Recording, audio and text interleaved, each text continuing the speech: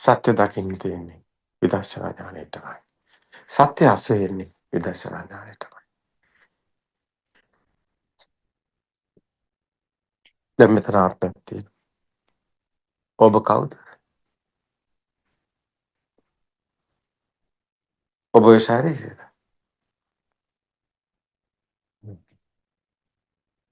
ඔබ ඔය කණ්ණාඩියෙන් දකින ඔබේ රූපෙද?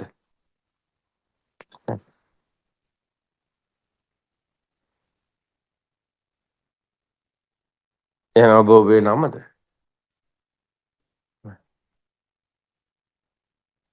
එහෙනම් ඔබ කවුරුන්ද?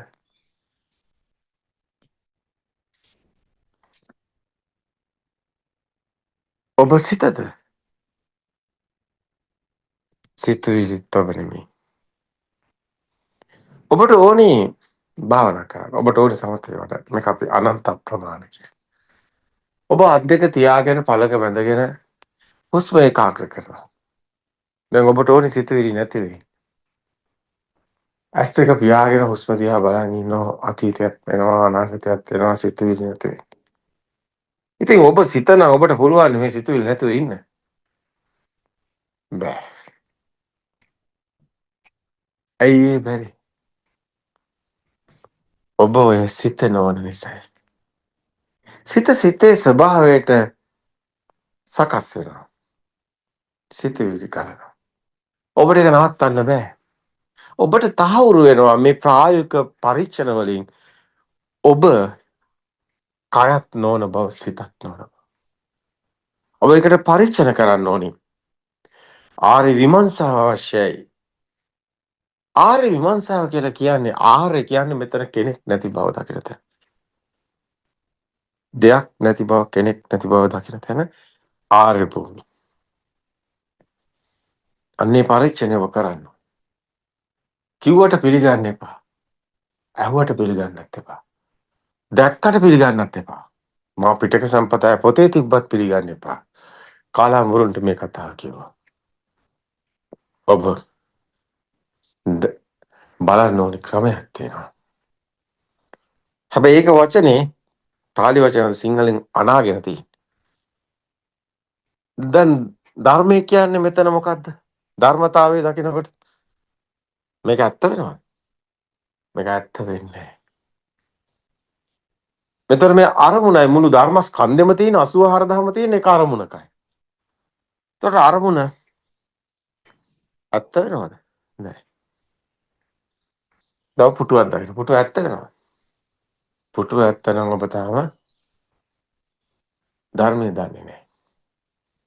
ඒ කියන්නේ පුටුව හැදෙන හැටි දන්නේ නැහැ.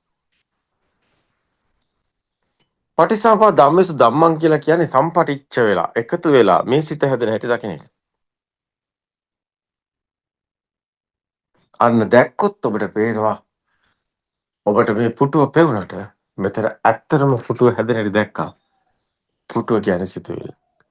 ඒක ඇත්තක් නොවන බව. අන්න එතකොට ඔබට කණ්ණාඩිය වගේ පේනවා. හැබැයි ඔබ කණ්ණාඩිය රැවටෙන්නේ නැති එක තමයි අන්න ඔබ තුල හටගන්න අර කණ්ණාඩියේ දකින දෙයට එන ගින්න නැති වෙනවා. අන්න රාගයේ දේශය ඇති වෙන්නේ නැහැ. රාග දේශ ගින්න නිවෙනවා. අන්න රාග විනේ දේශ විනේ කිව්වා.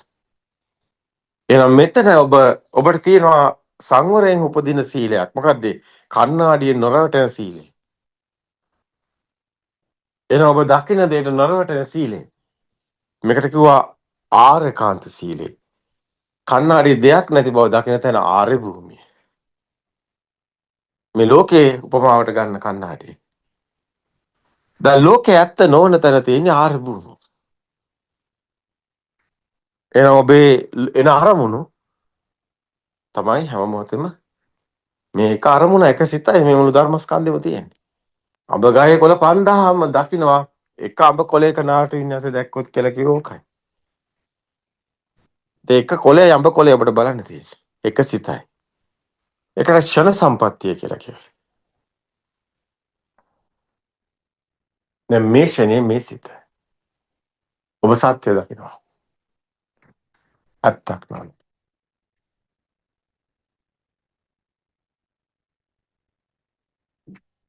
ඔබ ඒ සත්‍ය දැක්කොත් විතර සිත හැදෙන හැටි දැක්කොත් විතරයි ඔය අපි කතා කරන මාළුකට සමුදේ ඥාන ඔක්කොම තියෙන ඔතන. සමුදේ කියන්නේ සිත හැදෙන හැටිනේ. අත්ත ගමේ අත හැරෙන්නේ. අත දැක්කොත් නේ. හැදෙන හැටි දැක්කොත් නේ. භික්ෂුව කියලා කියන්නේ මෙන්න මේක දකින කෙනාට. මේ ලෝකෙත් ඇත්ත වෙලා කන්නාඩියත් ඇත්ත කරගෙන භික්ෂුව කොයිද? රෙදි මාරු කිරීම භික්ෂුවක් නෙවෙයි. බුදුන් වහන්සේ ලෝකෙට හෙළි කරන සත්‍යයක්.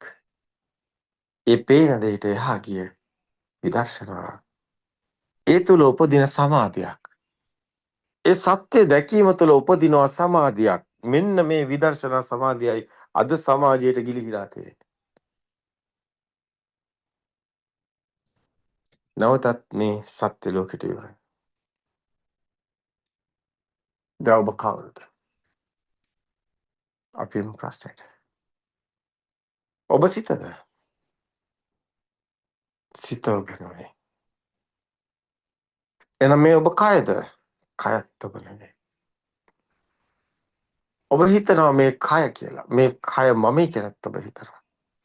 ඔබ හිතනවා මේ ලෝකේ කියලා. ඔබට ඔය ඇසට කනට දිවට නාසයට කයට මනට සකස් වෙන ඒ විඥාන මායාව තුළ සත්‍යයක් නැහැ. ඔබ දකින ලෝකේ සත්‍යයක් නෙවෙයි. ඔබට පේන ඔබට ඇහෙන ඔබ දකින ලෝකේ හොඳින් අධ්‍යයනය කරන්න. ඔන්න කූඹි ගුලක් තියෙනවා. කූඹිටත් ලෝකයක් නැහැ. ඒ කූඹිත් ගෙවල් හදනවා. ඒ කූඹිත් මේ වගේ උමං වගේ හදනවා. ජනෙල් දොරවල් වගේ හදනවා. ඒ කූඹිත් හදන ලස්සන ගයක්. වේයොත් හදනවා.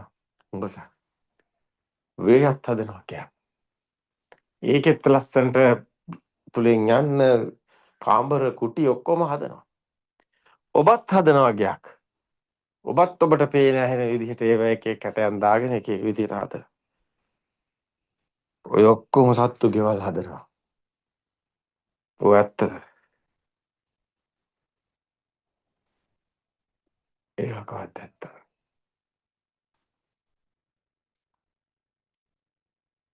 ඔබ අර කාලයක් තිස්සේ ඔබේ ජීවිත කාලය පොඩිනේ. අවුරුදු 60 70. මහ ලොකු කාලයක් නේ. දැන් ওই කාලය තුල ඔබ නටන නැටුම බලන්නකෝ. පුංචි පුංචි පැටව සත්තුන්ටත් තියෙනවා. සත්තු පුංචි පැටව හදනවා. ඒ වගේ ඔබත් හදනවා පුංචි පැටව. දැන් එනේ ඔබේ විදිහට ඔබ කතාවක් හදාගෙන ඉස්කෝලේකුත් අදාගෙන ඔය සත්තුන්ගේ එක විමානයක් ඇතුළට ගියා. ඒකෙත් මොන්ඩිසෝරි වගේ තමයි. ඒකෙත් ලොකු අය ඉන්නවා පොඩි අය ඉන්නවා බලන්න මීව දෙයක් ඕනනම් වැඩි ඕනේ. ඒ වැඩ කාර්මැස්සියෝද ඒ රජිනද ඒ ඔක්කොම සමාගමක් වගේ. පවුල් සමාගමක් වගේ. ඒගොල්ලෝ වැඩ. ඒගොල්ලෝ බිසි. රෝංගේ නෑ රෝංගේ නෝ. නේද? ඒගොල්ලෝ වැඩ. ඊගාව ජෙනරේෂන් එක හදන ඒගොල්ලෝ නේචර් එකෙන්ම එනවා ෆීල් එකක්. දැනෙනවා. දැනෙන විදිහට යනවා. අර පළඟැටියා කොච්චර පිච්චුණත් ගින්දරට පයින්නවා කියන්නේ. අන්න ඒ වගේ.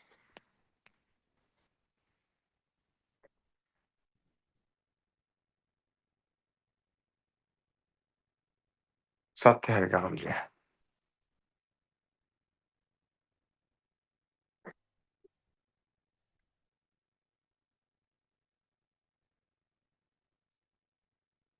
සත්‍ය හරි සුන්දරයි. ඔබ කවුරුද?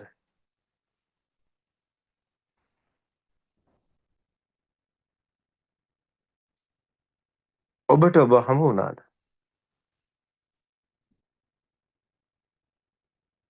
මහණෙනි මේ ඇස නිට්ටයද?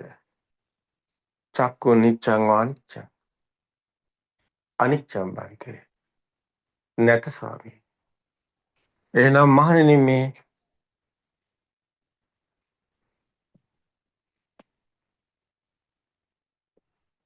ආත්මයක් තියෙනවා. නැත ස්වාමී. නොහේතම් බන්තේ.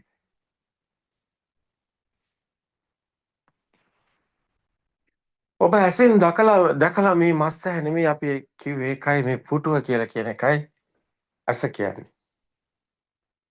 පේන බවට. ඔබට පේන්නේ පුටුව. දැන් පුටුව ඇත්තද? පුටුව කියන්නේ සත්‍යය. පුටුව ඇත්ත නෙවෙයි. එතකොට පුටුවයි මෙතන ආත්මය අතර සම්බන්ධය මොකක්ද? ඇයි බුදුන් වහන්සේ ඇහුවේ එහෙනම් මහණෙනි ආත්මයක් තියෙනවද කියලා? ඇත්තරම පුටුවමයි ආත්මය කියන්නේ. මේක පුදුම කතාවක්. නමුත් මේකයි සත්‍ය කතාව. පුටුව කොහොමද ආත්මයක් වෙන්නේ? ඒක වෙන්න බෑනේ. මේ මටනේ දැනෙන්නේ. මේ මම ඉන්නේ මෙතන. එතකොට කොහොමද පුටුව ආත්මයක් වෙන්නේ? පුටුව තියෙන්නේ මෙතන නෙමෙයි. දැන් කවුරු හරි කියනවා.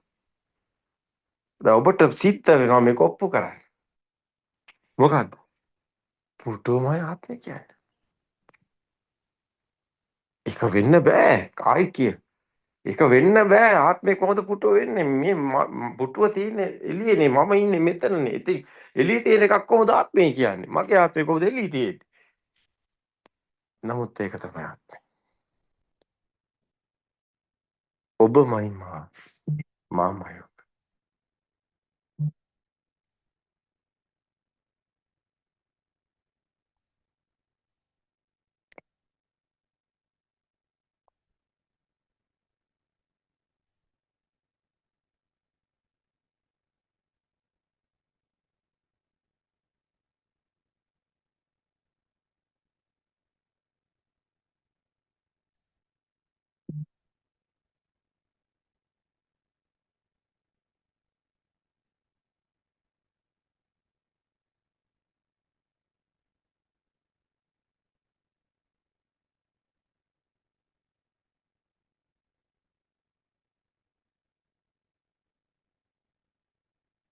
මේ කතාව කාටද ගලප ගන්න පුළුවන්? දැන් ඔබට සද්දයක් ඇහෙනවා. ඔබ කියනවා ලේනින්කි සත්‍යයක්. කපුටෙක්ගේ සද්දයක් ඇහෙනවා. දැන් ඔබට සද්දයක් දැන් ඔබ ඉන්නවා. දැන් ඔබ කවුරු හරි ඔබ කවුද? කොහොමද කියන්නේ මම නෑ කියලා. මේ මට පේනවා. මේ මට ඇහෙනවා. මේ මට පුටුව පේනවනේ. මේ මට ශබ්දය ඇහෙනවනේ. මේ ලේනින්කි શબ્දයක් කියලා මම දන්නවනේ. එතකොට මේ මට දැනෙනවනේ. එතකොට මට සුවඳ දැනෙනවා, මට රස දැනෙනවා, මේ උණුසුම දැනෙනවා. මේ මම ඉන්නවා. කොහොමද කියන්නේ මම නෑ කියලා? දාට ප්‍රශ්න විසඳ ගන්න. දැන් ඔබ කියන්නේ ඔබ ඉන්නවා කියලා ඔබ ඇහුවම සාක්කයට කියන්නේ නෑ මේ මට පේනවා. දැන් පේනවා පුටුව. හැබැයි ඔබ අන්ධ නම් පේන්නේ නෑ. එතකොට ඔබ කොහෙද? නෑ ඒ වුණා මට ඇහෙනවනේ. ඒ ඔබ බීරි නම් ඇහෙන්නෙත් නෑනේ. එතකොට කෝ ඔබ? නෑ ඒ වුණා උණුසුම සීතල දැනනවනේ. හරි ඒ ආයතන තොඩ කරේ නැත්නම් ඒකත් නෑ. එතකොට කෝ ඔබ? ඔව් සුවඳක් නැත්තම් නැත්තම් හොස්පිටල් ආයතන වල කරන්නේ නැත්තම් පේන්නේ නැත්තම් ඇහෙන්නේ නැත්තම් ඔබ කෝ? අන්න ඔබ අසන්න වෙනවා. ඒත් ඔබ ඉන්නවද? ඉන්න පුළුවන්ද?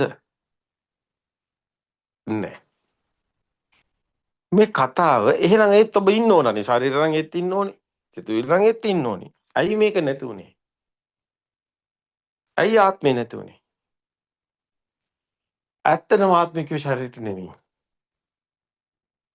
ඇත්තටම ආත්මික සිතුවිලි වලටත් නෙමෙයි. දැන් ආයතන වලින් ඔන්න වැඩ කරනකොට ඔන්න පේනවා, ඇහෙනවා, දැනෙනවා ඔන්න ආයතන ටික. මේ නිසා තමයි බුදුන් වහන්සේ කිව්වේ සලායතන ලෝකෝ ලෝකෝ කියලා. මේ නිසා තමයි බුදුන් වහන්සේ පෙන්වුවේ මේ ආයතන ටිකයි මහණේ ලෝකේ කියන්නේ කියලා. ද ලෝකේ ආරේ. ඊට පස්සේ බුදුන් වහන්සේ කිව්වා ශුන්‍යතෝ ලෝකෝ කියලා. අත්තානුදිටින් වාච්චය කියලා.